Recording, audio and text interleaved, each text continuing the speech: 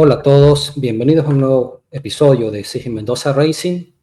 En esta oportunidad tenemos un invitado especial y es el entrenador y agente Chad Summers, el cual ya lo vamos a presentar.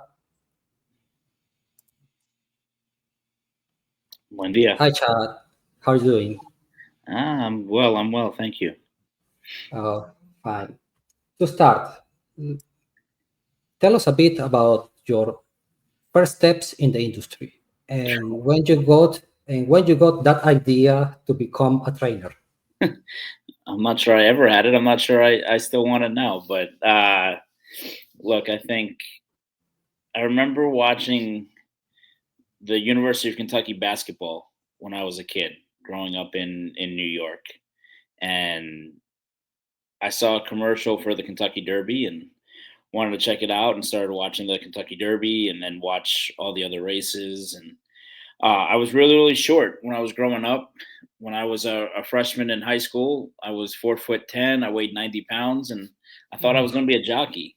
And that's really where it started. I started riding horses and trying to follow that dream to win the Kentucky Derby as a jockey. And then I grew too tall, and then I grew too wide, so that quickly went away. And I decided I wanted to be like Joe Hirsch, and I wanted to be a writer. And I went to the University of Kentucky. I was playing football, but I wanted to be the best writer I could, and I started working odd jobs when I was in college. I was a night watchman at a farm, foaling horses. I clocked horses. I worked in the press box at Keeneland and Turfway Park.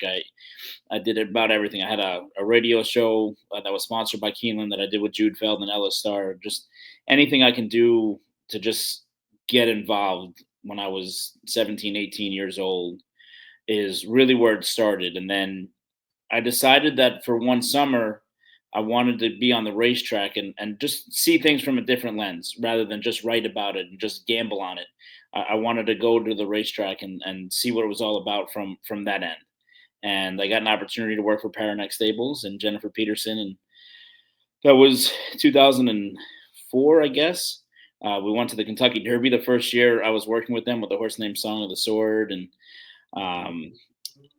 it just kind of gets infectious. The first filly that I was grooming that I took care of was a filly named Say Hey Willie, and she won first time out at Saratoga. And if she runs last, I'm not sure I'm here, but she won first time out, and doing it in Saratoga with the history that Saratoga was, it just kind of started this journey. But looking back 20 years later, did I ever think I would be here or the places I've been and around the world?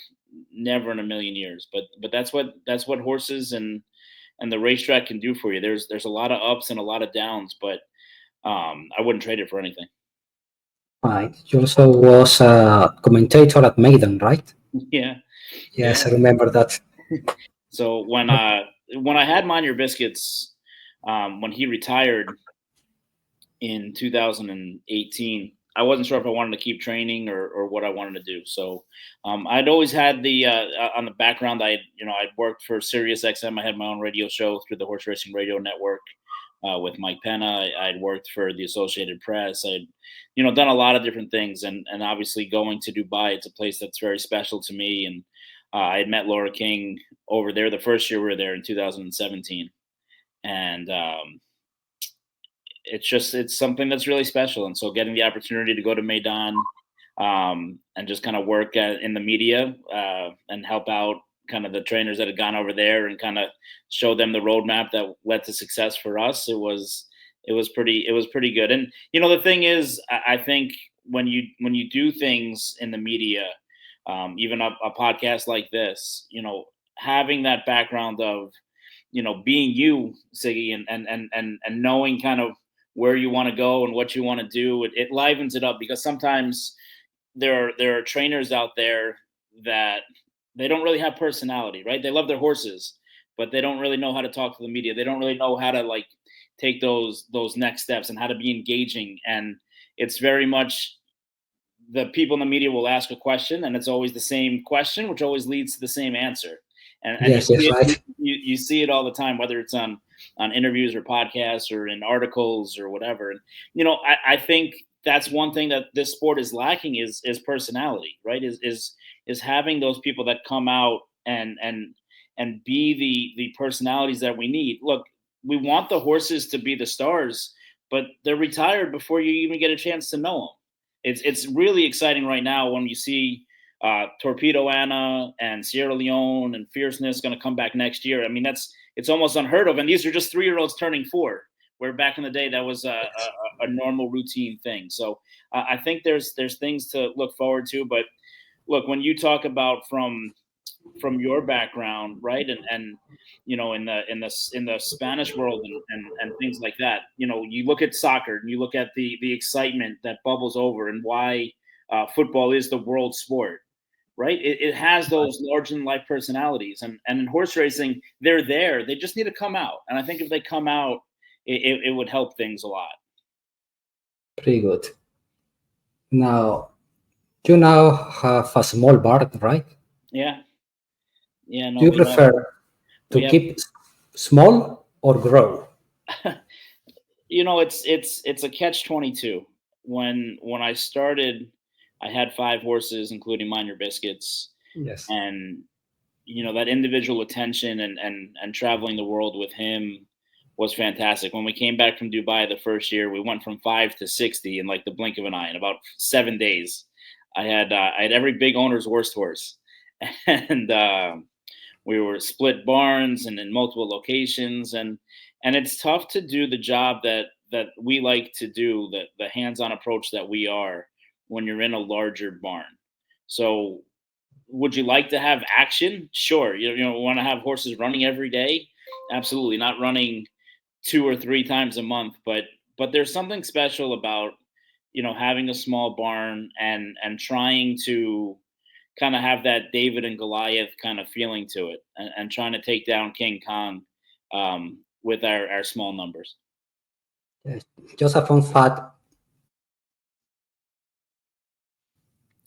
In the second year, Matthew Biscuits wins the Dubai Golden Shaheen. He drew the far outside. And I said, no, it's impossible. That horse can't win. He drew on the parking lot. That horse can't win. And he won the race. Yeah, actually, it was funny. We went over there, and everybody thought that we were one of the horses to beat. And we had the draw, and the draw was so weird. The way they do the draw in Dubai for the World Cup is interesting and stuff like that. The other stuff, they'll like hit a lever, and then all of a sudden the names are coming out. You're waiting to see your name, and you're not there until the very end. You go, oh, this isn't good. And all of a sudden everybody went from picking us to nobody picked us anymore after that. The only one that picked us, actually, Sophie Doyle and James Doyle, the jockeys, their mother, Jackie, who actually worked for the Gulf News over there. She was the only one that kept the faith and picked us on top. But I'll tell you what, that was an exciting moment for us. We went over for the first race, and Sharp Azteca was in the first race in the Godolphin Mile, and we had just beat him in the Malibu, and we decided to go short, and he stretched out to the mile. And they went some kind of crazy fractions, and he went too fast, and he got beat. He ended up running 3rd or 4th. But that was the first race, and we were in like the 5th. And the confidence of how well he ran in the mile, we walked over there with a ton of confidence going into that Dubai World Cup race, no matter being drawn outside. So long as we were in the starting gate, it was going to be okay. If we were post 15 and we were outside looking in, then it would have been a shame. But the fact that we were in the race, we were okay with our chances. And Joel Rosario got along so well with that horse, and it gave us, even that added little lift that, Joel had won a race over there in Dubai before, and was familiar with the grounds, and so we had a kind of a good game plan in mind. And I mean, he was much the best, and we actually thought he was going to set the track record that day. And it poured down rain, which it's the desert, right? It's the Middle East. You're not supposed to have rain, but it poured down rain, so we won comfortably, but we didn't set the track record. And then when we went back the next year, we were able to set the track record, so that was really cool. Wow. In your small barn, you have some interesting horses. Especially this year, you have a 2 years old named Filoso. Yeah. He's by City of Light. He was 3rd in the British Futurity on a track that was playing towards the speed. And that horse, yes, that horse was the only one able to close. I see you skipped the juvenile, and now I see he has recording bullets. What's the plan with him? What's next for this horse? So it's step by step, right? Obviously, when you have a nice 2-year-old, it's a matter of you circle the first Saturday in May. Okay, that's on the calendar. That's circled. So now you backtrack from there. What gives us the best opportunity to get our horse there? What gives him the best opportunity? Right now, for the Derby, you got to qualify. You got to get points. So we got 3 points running third in the British Futurity. We wanted to make sure that the next race we run him in was a points race, and we wanted to get a race over the track at Churchill Downs. I thought if the Breeders' Cup was on the East Coast, which it hasn't been in a long, long time, but if it was on the East Coast, we might have taken a chance and run in the Breeders' Cup. But the fact that it was in California, where again, it's the shortest stretch in America at Del Mar, where we're a known closer. It plays to speed. Watching the Breeders' Cup, Bob Baffert went 1-2 around the track, and so even though it pinged us for a second when East Avenue missed the break and didn't run the race that we thought he was going to run, seeing the results, we didn't really kick ourselves too long. We've had this plan in mind to try and get to the Derby, and so the British Futurity, the Kentucky Jockey Club, on November 30th is going to be his next race. So he's actually going to leave New York in a couple of days. He'll have one more work in New York, and then he'll head down to Kentucky and get a workout over the track over there, and hopefully run well. Obviously, we're waiting to see what Bill Mott's horse does. The horse that won the last prep race for it was ultra impressive. I think that's called the Street Scent Stakes. That was opening day in the fall meet at Churchill for Godolphin. But we're going to go over there, and every race we just want to get better and better. From that race, we'll send them to the farm for a couple of weeks, not too long, because again the clock is ticking. But we always feel like from 2 to 3, you want to give your horse an opportunity to kind of grow up a little bit. And just be a horse let down a little bit, go out in a paddock in a field and just have fun for a few weeks. And then we'll bring them back, more than likely in Florida. And then you kind of pick and choose your spots. And, this is where kind of being a handicapper comes in handy. It's not just handicapping races and things like that. You have to handicap the field. You have to go and look at where all the other horses are, what their plan is. Who do you want to run against? What's the race style, the way that it sets up, and hope that you make the right decision. This race isn't a must win for him, but we want to see him continue to move forward, right? Every race we feel like he's gotten a little bit better. This will be his 4th start of his 2-year-old campaign, and we think we're in a good spot. So we're excited about him, and we had that other horse, Cyc State, the Iowa bred, that broke his maiden impressively a couple of weeks ago in Aqueduct, that got an 82 buyer when he broke his maiden. And he's a horse that we're looking at, possibly running in a race like the Saudi Derby in a few months over in Saudi Arabia. Oh, fine. I don't know. I was expecting him to show more speed in the previous Futurity. Yeah. At the start, I saw, he likely is second last. Yeah, What no, happens? it's interesting. In his first race, he wasn't ready, and we were just kind of giving him the race, going 6 furlongs, and I thought he ran on really, really well. A little slow to switch his leads, but he ran on well. When he ran second time out, he actually broke well, and the mile shoot at Saratoga is such that it's very, very difficult.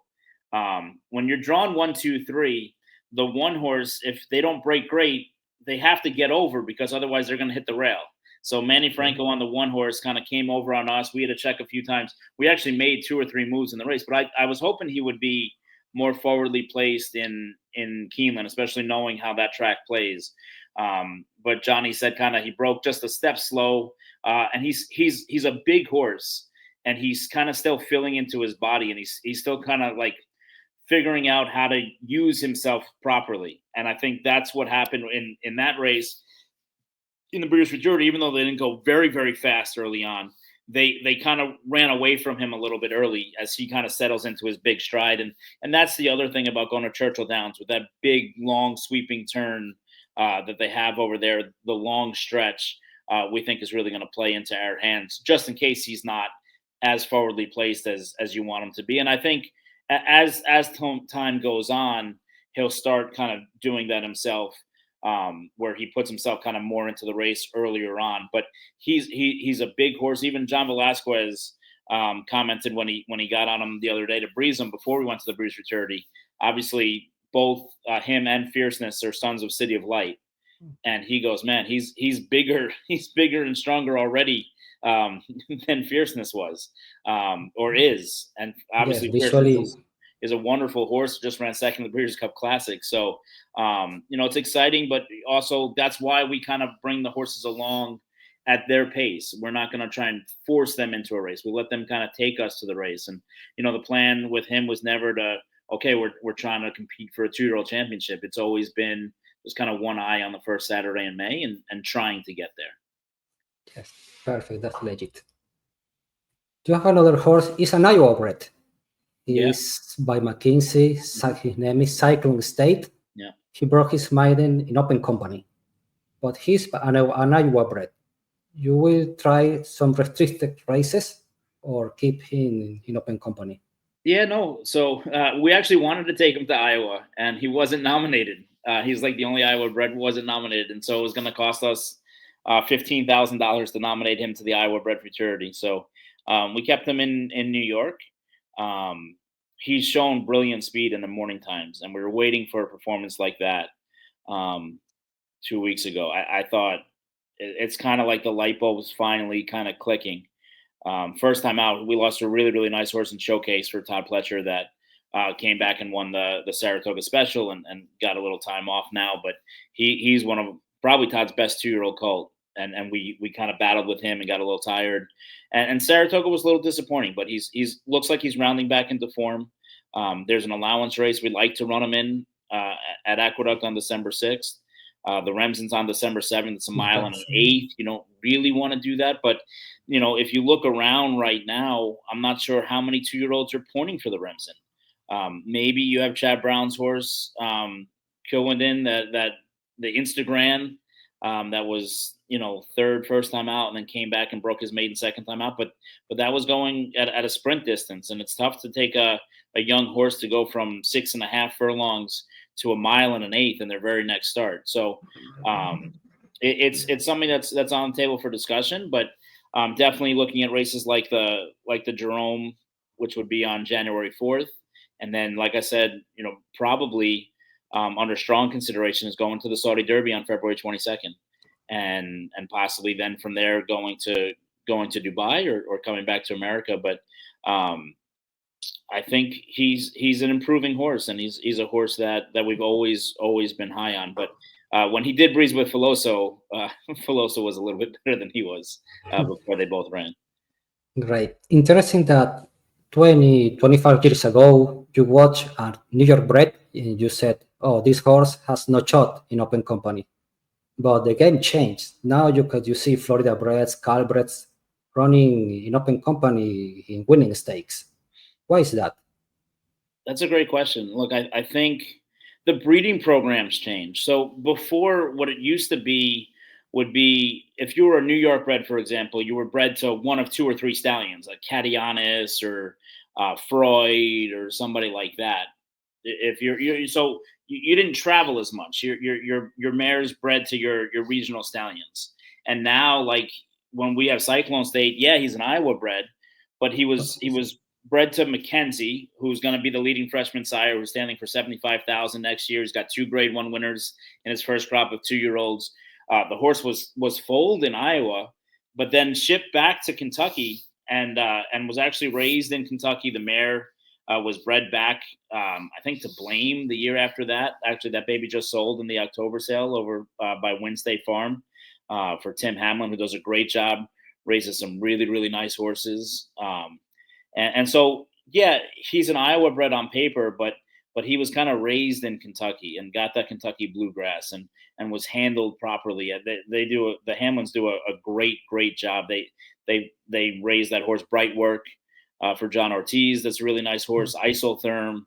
The list goes on and on and on. They've raised just a remarkable list of good horses on their small farm, and we're proud to represent this horse, and hopefully maybe we can get the Iowa bred champion next year. There was a horse for Jose D'Angelo, No More Time, That was Exactly. he One was more an Iowa, time. he's an Right, one Iowa more bred, time. and he won the Sam F. Davis, and probably should have won the Tampa Bay Derby and qualified for the Derby. Just unfortunately, got Got hurt injured. his last breeze before. But I mean that Iowa bred map is kind of is being drawn out. That like you said, you can come from anywhere. And Mind Your Biscuits was a New York bred, right? He made Right. $4.3 million as a New York bred, and so we know that a good horse can come from any location. I was involved years ago with a filly from Uruguay, actually, that was 4 for 4 Bella Fever, and she was on the feet in Uruguay. Took on Dubai, beat all the Godolphin horses in Dubai, and was the favorite in the first ever Saudi Derby. So we know you can come from anywhere and be a good horse. You just have to have the patience and the vision to see it through. Yes, exactly. Now, as an agent, you are well known to purchase some bargains or horses on the cheap side that can run. What is the key? Is it a secret or a magic formula to pick those horses? And I think it's a few things.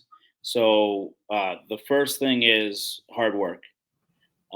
When we go to the sale, like I'm here at Keeneland now, actually going to look at the racehorses that sell on Thursday, and um, you have the form, and we've done our homework, and we've done our pedigree work and everything else, but you have to look at every horse and not be judgmental, right? And just look at every single horse, and you want to see who the athlete is. It doesn't matter who their father is. It doesn't matter who their mother is. There was the old saying that Muhammad Ali's mother had 14 kids, but only one Muhammad, right? And Yes, right. and so we'll look at the pedigree and we'll keep it in mind. And when you're making a final analysis on how much a horse might bring, maybe that enters into the picture. But I mean, we take a lot of pride over the years. I've probably purchased the best offspring of a lot of sires that people don't even haven't heard of before or after. But it doesn't matter. It's really all about just the athlete and finding that athlete and seeing it through. And they're not all going to hit, um, but you give them every opportunity. So whether the horse is by tap it or the horse is by um, you know whoever, it's just one of those things where you try and get the best opportunity you can, and you try and work with your client, whether they're in America or they're international or whatever the case may be. You want to find out what they're looking for. And I think the other thing too that's important, and I can look at this from a trainer's lens that some agents maybe don't look at it that way, but I know what you can and can't live with, right? So a horse might not be perfect. The horse might be back at the knee, and everyone's going to cross it off their list. And the first Grade One winner I ever bought was a filly named Off the Tracks, and she was as back at the knee as they come. American Pharaoh was back at the knee, right? So it doesn't mean like, okay, buy every horse who's back at the knee, but can they walk through it, right? If a horse toes in a little bit, but they walk through it, everything that they do at the walk is then going to get magnified when they go faster. And that's where you have to use your experience, and you have to use your vision to, this is how they are at a walk. Now when they go faster at a jog, at a trot, at a canter, at a gallop, to a breeze, to a race, how much is that going to be kind of expounded on? And sometimes it doesn't matter. Look at Vacoma. I mean, Vacoma, it looked like his leg was going to fall The off in the paddle, wheat field paddle. every time he Yes, ran, and he was able to overcome it. But you try and be safe. And look, we work with a great team, Dr. Pug Hart and his wife Susie. They've been my sales vet for a long, long time, and we work hand in hand with them. They know what I can and can't live with, and we'll put together a list, and they'll go and vet it and do a physical exam. And there are times when we'll pass, and the horse might end up going on to be okay. It doesn't mean that just because we pass on the horse, it doesn't mean the horse needs to be retired or given away. But we know what we're looking for and what we can and can't live with, and it's worked out really, really well for us over the years. So it's something that we take a lot of pride in, and certainly get excited about the upcoming yearlings we have now. In fact, I have my first Mind Your Biscuits yearling. We bought them for 2,100 guineas in an online sale at Tattersall. So looking forward to next year's crop. And that's the thing with us with horse racing. It never stops. There's never an off season. they joke about the NFL being almost 365 days a year now with all the trades and everything that goes on over the course of the year. But at least after the Super Bowl, they have 4 months of a little bit of a downtime. We had our Breeders' Cup on November 2nd and 3rd, or 1st and 2nd, whatever it was, and already we're talking about the Kentucky Derby and the look ahead and the road to, and it never stops, and you can't allow yourself to stop. You can't allow yourself to look in the past and live in the past, or you have to be very much in the present and living in the present every single day with plans ahead of what you're going to do. Some people think it's silly. Some people just look at it as one race at a time, and we'll see where we go.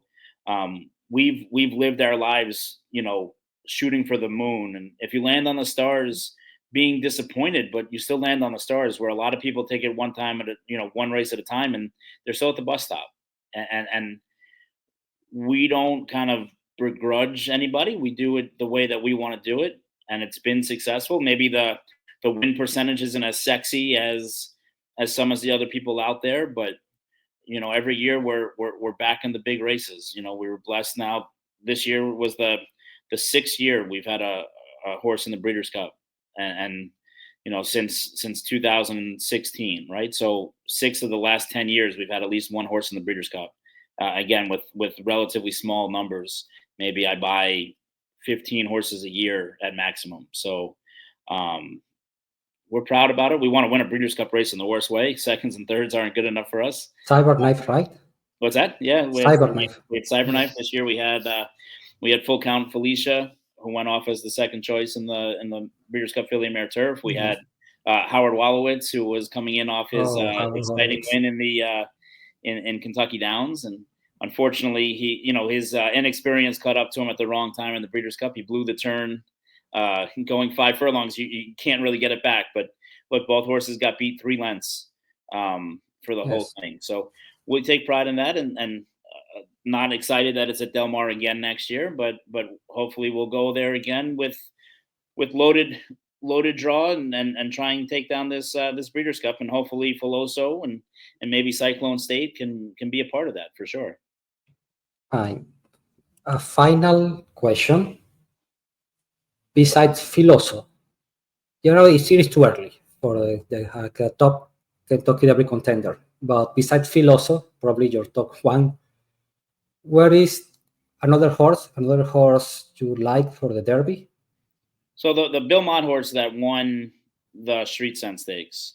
Sovereignty.